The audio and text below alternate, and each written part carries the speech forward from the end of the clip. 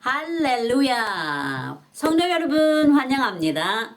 잠시 잠깐이면 오실 우리의 가장 자비하시고 긍휼하신 우리의 영원한 기쁨이 되시는 하늘보다 높으신 예수님의 이름으로 축복합니다. 아멘. 그럼 기도하시겠습니다.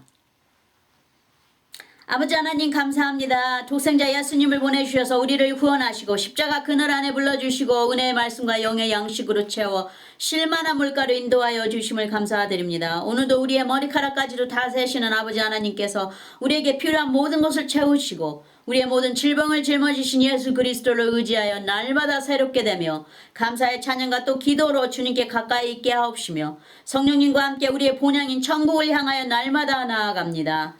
하나님 아버지의 선하시고 그 긍휼하심이 우리의 삶 속에서도 충만하여 평강의 왕이신 예수님만 바라보며 따르게 하옵소서.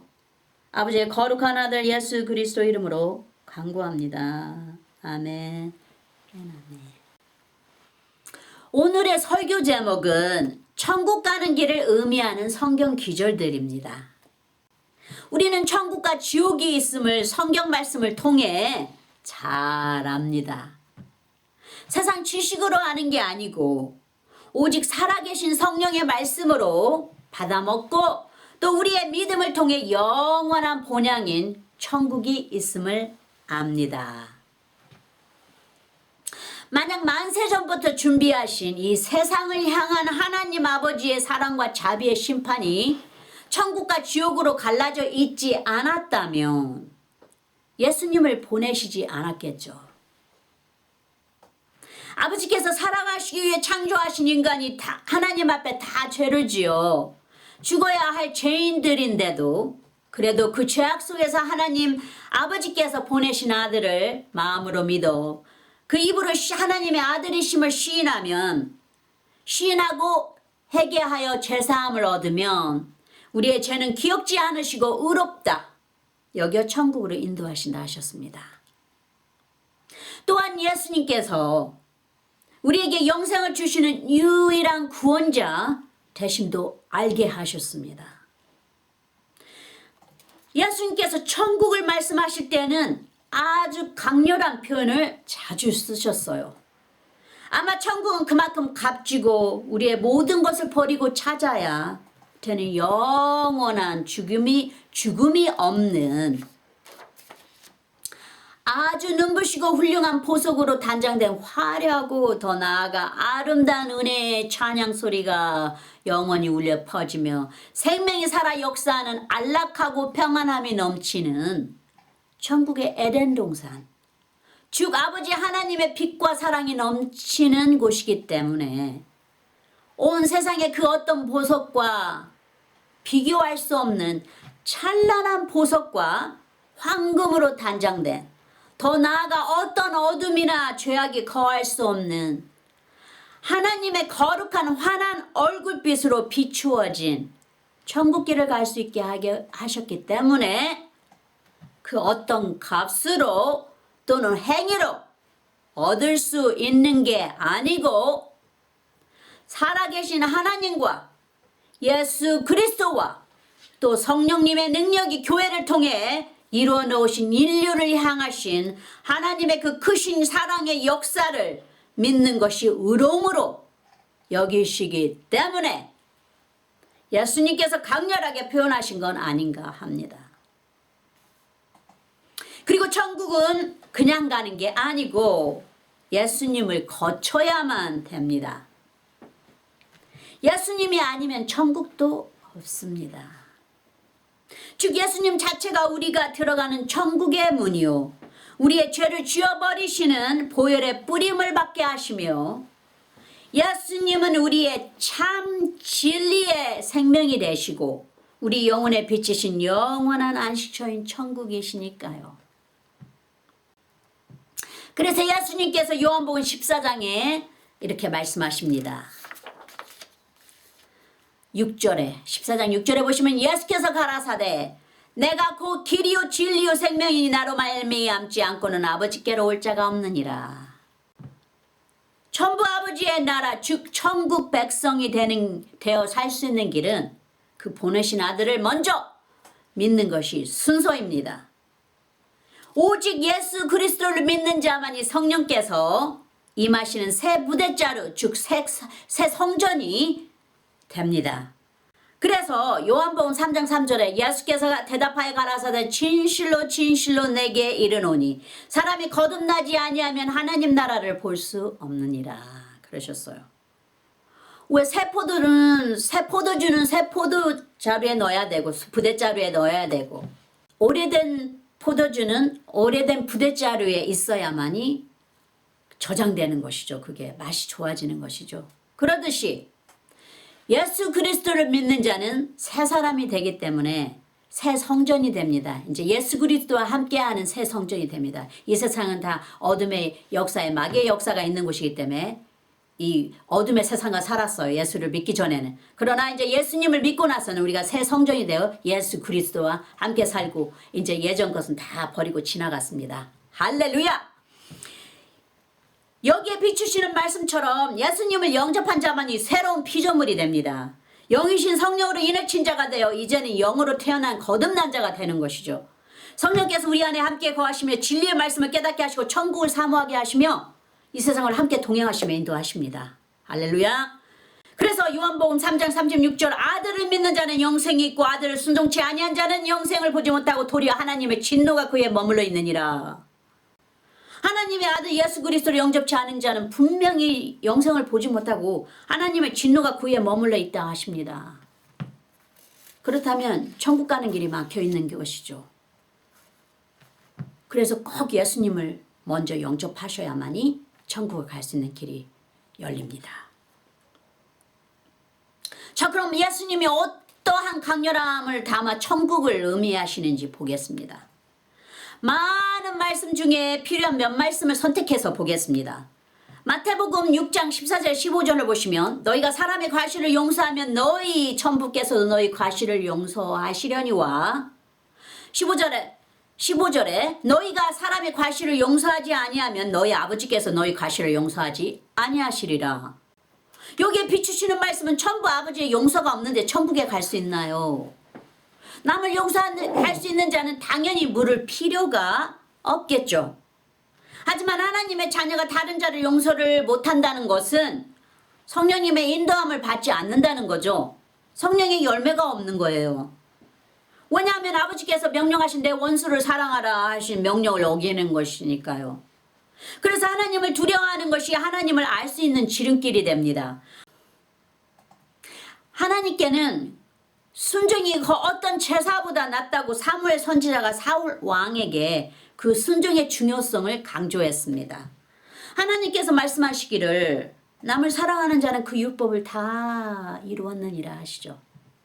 예수님의 사랑이 우리를 영원한 죄악에서 영생으로 건져내신 것처럼 마태복음 22장 36절에서 40절을 보시면 36절에 선생님이여 율법 중에 어느 계명이 크니까 37절에 예수께서 가라사대 내 마음을 다하고 목숨을 다하고 뜻을 다하여 너의 주 너의 하나님을 사랑하라 하셨으니 38절에 이것이 크고 첫째 되는 계명이요 39절에 둘째는 그와 같으니 내 이웃을 내 몸과 같이 사랑하라 하셨으니 40절에 이 두 계명이 온 율법과 선지자의 강령이니라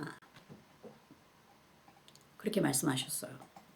그 다음에 천국을 의미하는 예수님의 말씀을 보면 마태복음 7장 21절에서 24절을 보시면 21절에 나더러 주여 주여 하는 자마다 천국에 다 들어갈 것이 아니요 다만 하늘에 계신 내 아버지의 뜻대로 행하는 자라야 들어가리라.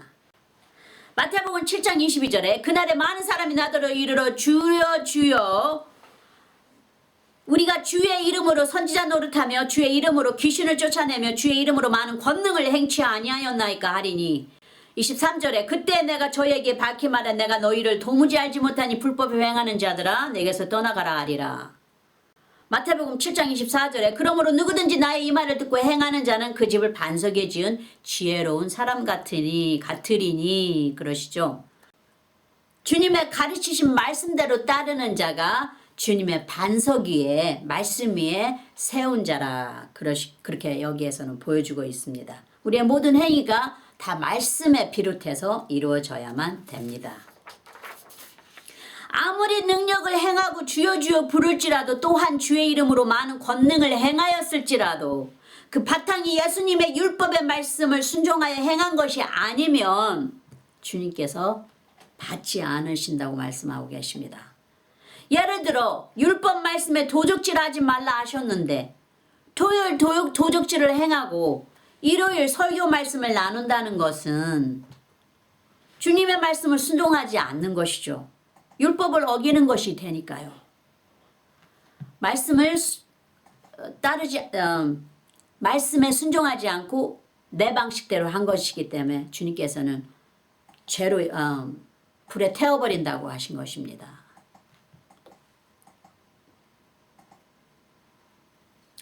성경에 보시면 마귀도 태풍을 일으키고 또 위에서 불도 내리고 등등 능력 행함을 보입니다. 데살로니가 후서 2장 9절에서 10절을 보시면 악한 자의 임함은 사단의 역사를 따라 모든 능력과 표적과 거짓 기적과 10절에 불의의 모든 속임으로 멸망하는 자들에게 임하리니 이는 저희가 진리의 사랑을 받지 아니하여 구원함을 얻지 못함이니라. 아버지는 사랑이시죠. 우리 예수님은 사랑이시죠. 근데 그 진리의 사랑을 따라야 된다는 것이죠. 인간의 사랑이 아닌 이 진리에서 채워주시는 그 사랑을, 성령의 사랑을 따라가야 된다는 것입니다. 주님께서 저에게 주님을 알게 하실 때 저에게 율법을 제일 먼저 가르치셨어요. 가게에서 똑같은 물건을 많이 샀는데 돈을 낼 때 하나를 덜 센 건 아닌가 하면서 생각하기를 이런 엉망장자인 가게에서 2,000원 덜 받았다고 무슨 표가 나리요 하는 생각이 들었는데 그 순간에 제 안에서 그럼 율법에 나오는 도적질하지 말라 하는 이 귀절은 어디에 속하느냐 하는 물음이 왔어요, 저에게. 그래서 가만히 생각해 보니 율법에는 이것도 하나의 도적질이 될 수 있구나 하는 깨우침이 왔습니다. 그게 바로 주님이 가르치시는 우리의 생각조차도 깨끗하고 정확해야 하는, 즉 흠도 점도 없어야 되는 주님 나라의 법이라는 것을 배웠습니다. 그 다음은 마태복음 7장 7절에서 8절. 구하라 그러면 너에게 주실 것이요 찾으라 그러면 찾을 것이요 문을 두드리라 그러면 너에게 열릴 것이니 8절에 구하는 이마다 얻을 것이요 찾는 이가 찾을 것이요 두드리는 이에게 열릴 것이니라 말씀하셨어요. 여기 귀절의 말씀은 성령을 비추시는 말씀이죠.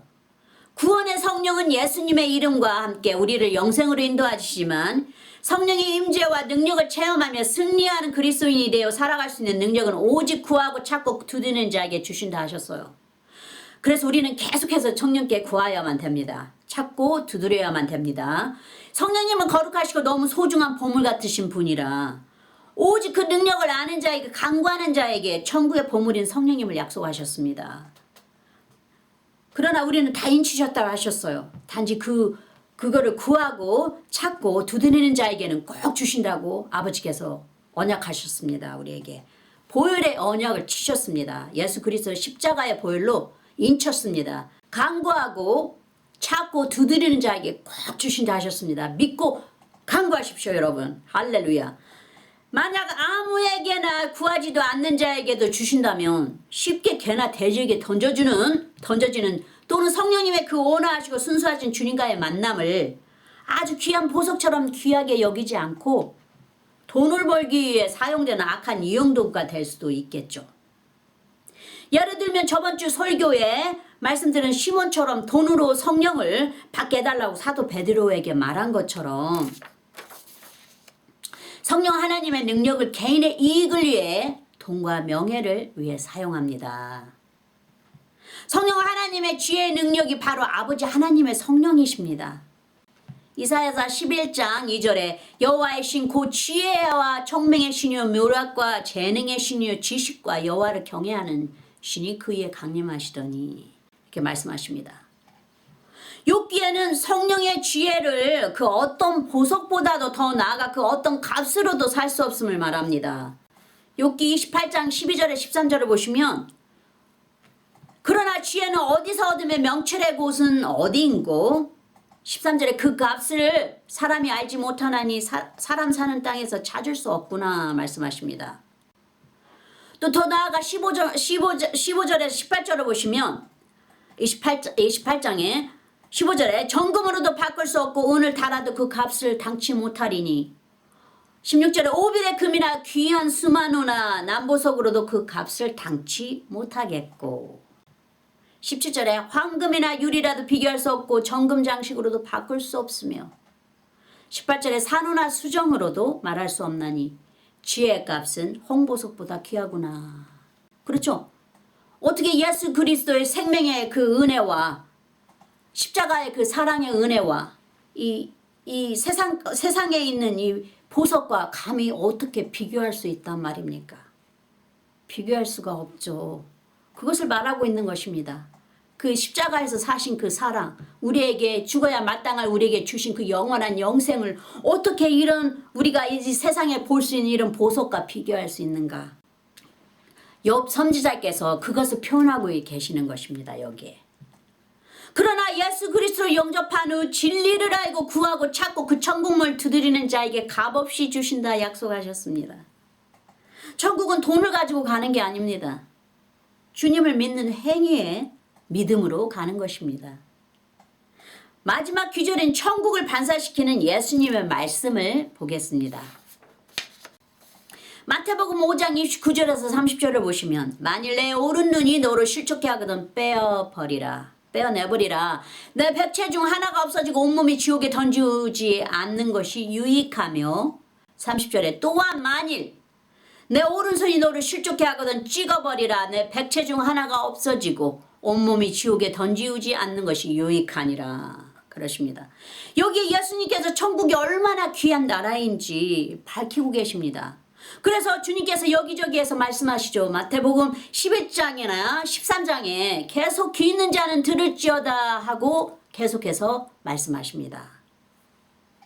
만약 우리가 어떤 탐닉하는 거나 도락이나 어떠한 것에 빠져 중독이 되어 우리를 죄짓게 한다면 차라리 팔로 하는 것이면 팔을 잘라버리고 눈으로 범하는 것이면 한눈을 뽑아버리라 하십니다. 말씀하십니다.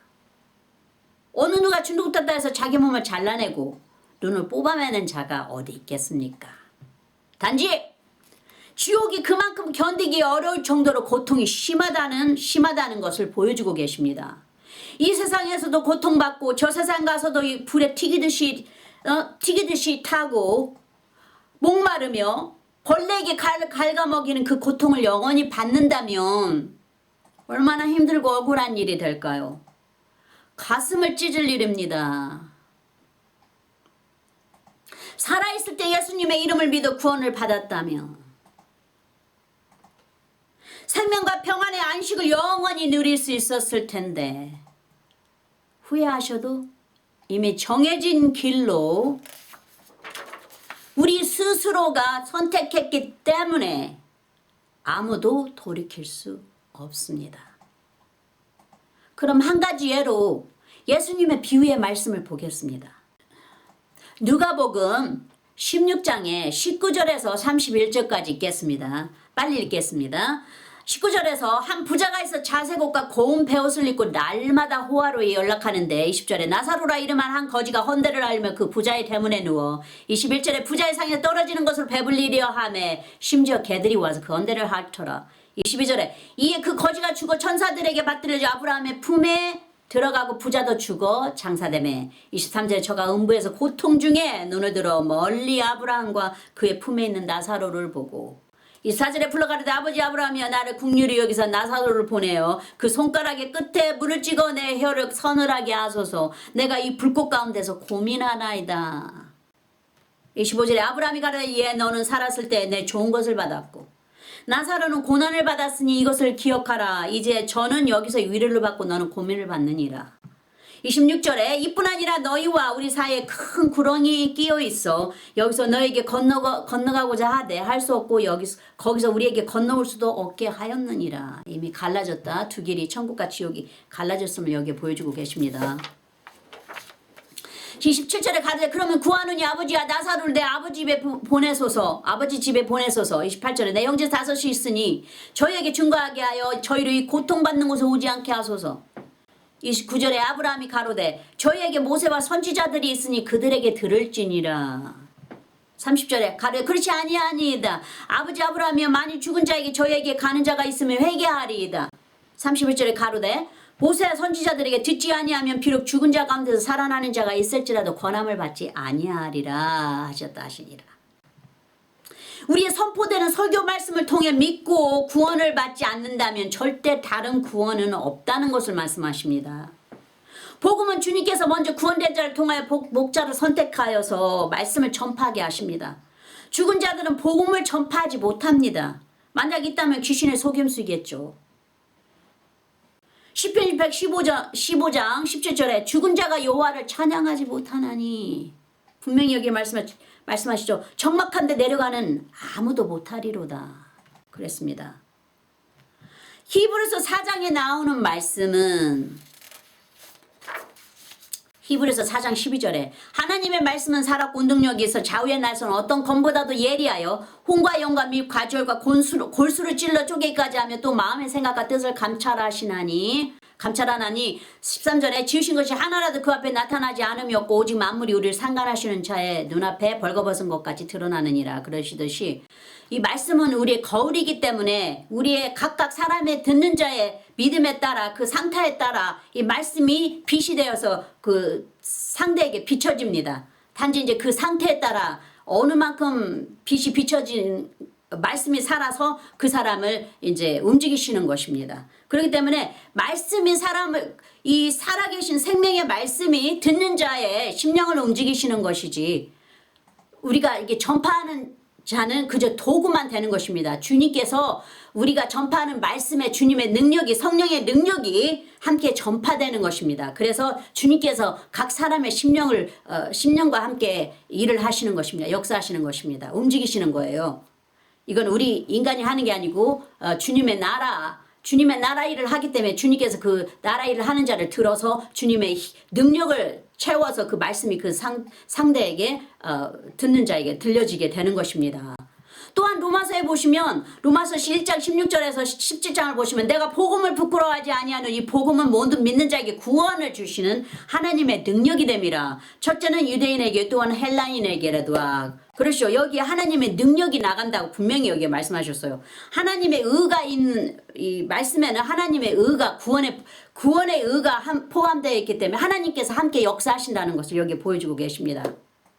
유대인이나 헬라인이나 유대인이나 이스라엘 유대인이나 아니면은 모든 이방인들에게도 똑같다는 것이에요. 이 구원은 하나님의 사랑은 똑같다는 것입니다. 구원의 사랑은 17절에 복음에는 하나님의 의가 나타나서 믿음으로 믿음에 이르게 하나니 기록된 바 오직 의인은 믿음으로 말미암아 살리라 함과 같으니라. 그러죠? 여기 하나님의 의가 이 생명의 말씀 안에 이 성경 말씀 안에 담겨있기 때문에 우리는 그냥 선포하는 자들입니다. 그러면 주님께서 우리 안에서 주님의 능력이 성령께서 우리 보내는 이 말씀에 주님의 성령의 능력이 함께 나갑니다.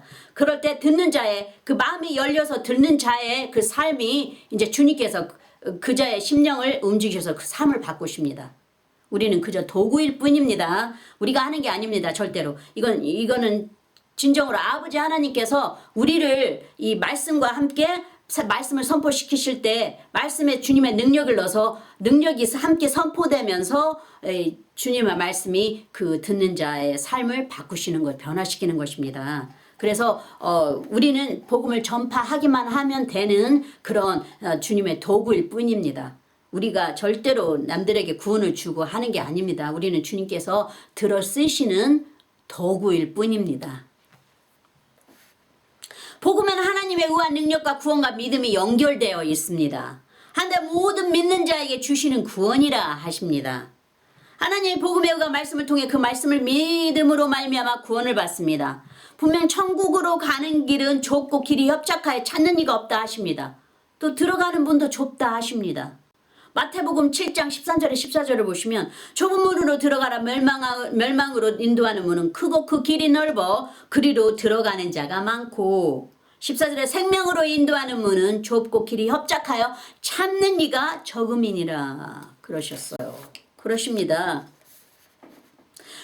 공통적으로 종합해보면 천국은 믿음에 의한 행위로 연결이 되어 있어 예수님을 거쳐 보물을 찾듯이 신중하고 또 더 나아가 지옥의 고통을 당하는 것보다 지옥으로 인도하는 그것들을 다 잘라버리고 돌아서서 천국을 따라오라 하십니다. 행위를 옳게 하고 깨끗게 하여 육의 것을 버리고 그 말씀에 순종하며 성령의 인도를 따라가야 합니다. 육의 쾌락을 버리고 영원한 영의 나라를 위해 살라 하십니다. 육의 것은 잠시라고 하셨어요. 주님께서. 육의 것은 잠시 것이지만 영의 나라는 우리의 영원한 우리가 영원히 우리가 살아갈 수 있는 진정으로 낙원이 되는 것이죠. 그러니까 주님께서 천국의 보석을 쌓아놓으라 그러셨지 않습니까? 계시록에 예수님께서 귀 있는 자는 성령께서 하시는 말씀을 들을지어다 하셨는데 선택은 그 누구도 대신 해줄 수가 없습니다. 바로 당신 스스로가 선택해야 합니다. 영원한 사랑의 천부 아버지의 빛과 은혜가 자비가 있는 낙원인 천국이니까요. 영원한 사랑의 천부 아버지의 빛과 은혜와 자비가 있는 낙원인 천국인가요? 아니면 꺼지지 않는 유황불에 타는 고통과 영원히 죽지 않는 벌레에게 파먹히며 영원한 갈증과 목마름이 있는 어두운 지옥인가요?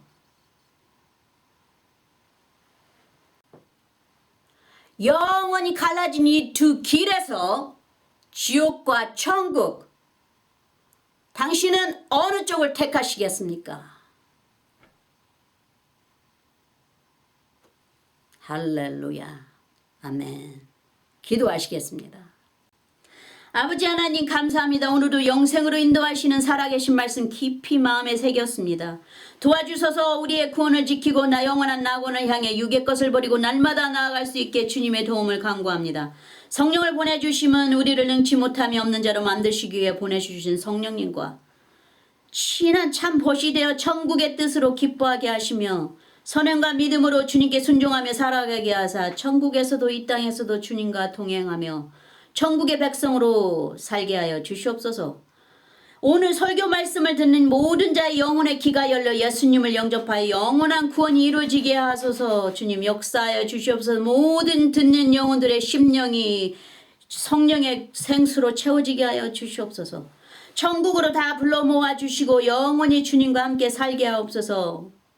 지옥과 천국의 주인이 되셔서 길을 가지고 다스리시며 움직이시는 우리의 참으로 하늘보다 더 귀하시고 더 높으신 예수님의 이름으로 기도합니다. 아멘. 아멘. 사도신경으로 고백하시겠습니다.